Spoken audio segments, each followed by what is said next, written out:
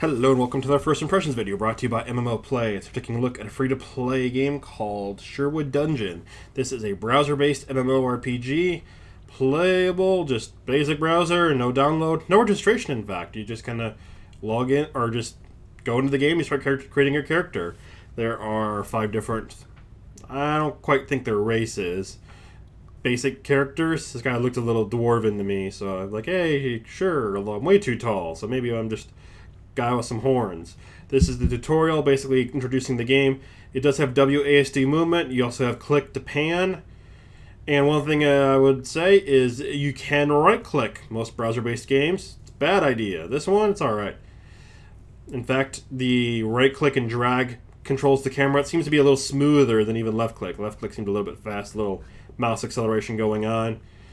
And we're going to go through and do just the basics, a little bit of play. So right here, talking to the guy. So towards the right, we have the interface, the attack interface. I have 1 to attack, 2 to block. Blocking seems really hard because you're getting no audio feedback and very limited visual feedback. It looks more like I'm cowering than I'm actually putting my shield up to block. So it's actually really hard for me to figure out how to use. The cues, it just doesn't fit. It didn't feel right. So, and most of the time I just ended up not blocking.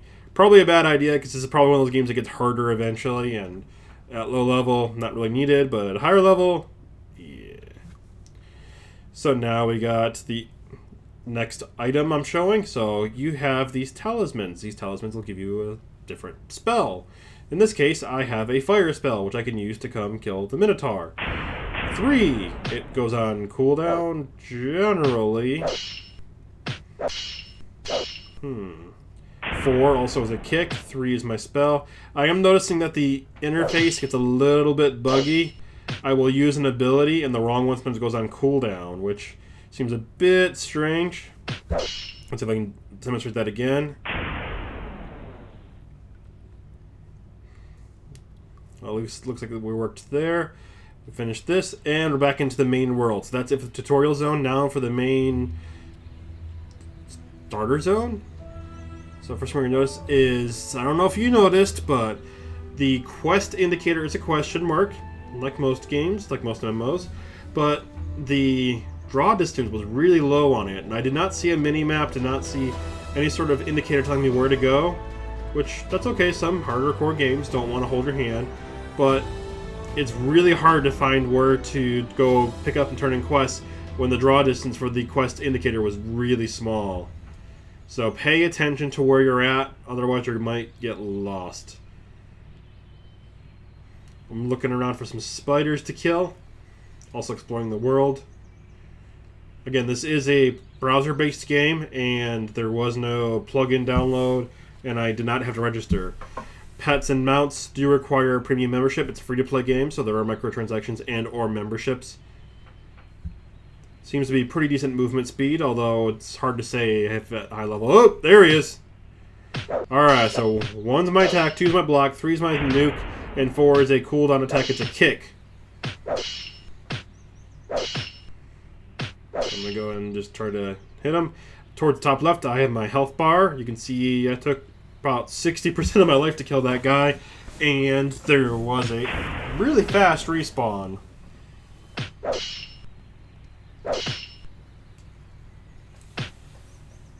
Now, this game does not have permadeath. You do respawn, but it does seem like, unless I'm missing something with not incorporating blocks into my routine, the combat seems pretty difficult. Maybe if I could block a little bit easier, it would make it a little bit more manageable. But for now, it seems like I'm having a really hard time fighting these guys. I'm going to back up. Aggro range seems really small, and the de-aggro range is pretty easy too. It does pop up an indicator towards the left, letting you know when you have new items. And I have an axe, because that's good. I wanted an axe. I'm a dwarf. Just a very tall one. Get him. Maybe I'm less of a dwarf and more of a Norse.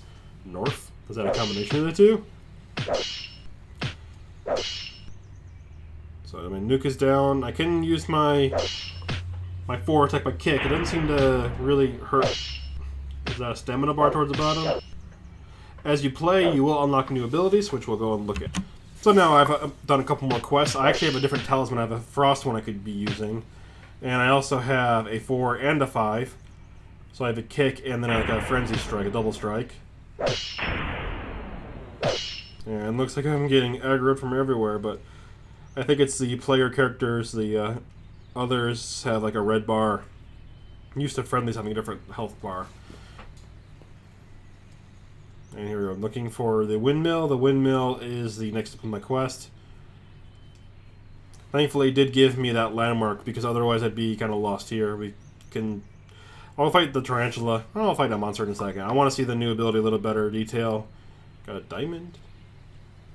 Can I make a diamond pickaxe? Oops, wrong game.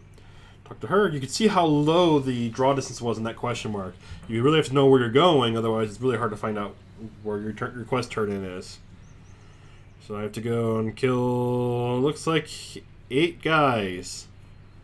But I want to go and demonstrate my new ability, so come here, tarantula. And I hit 5 there. You can see 4 went on cooldown, so that's what I was talking about. Getting a little bit weird on some of the cooldown abilities.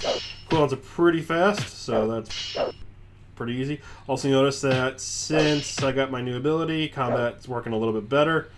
Took about half as much damage as I used to in a single fight. If you like the game, check it out. It's available in a browser. It's called Sherwood Dungeon. The content, stay tuned more for MMO Play. Thanks for watching. Spiders don't like fire, right? You can set them on fire.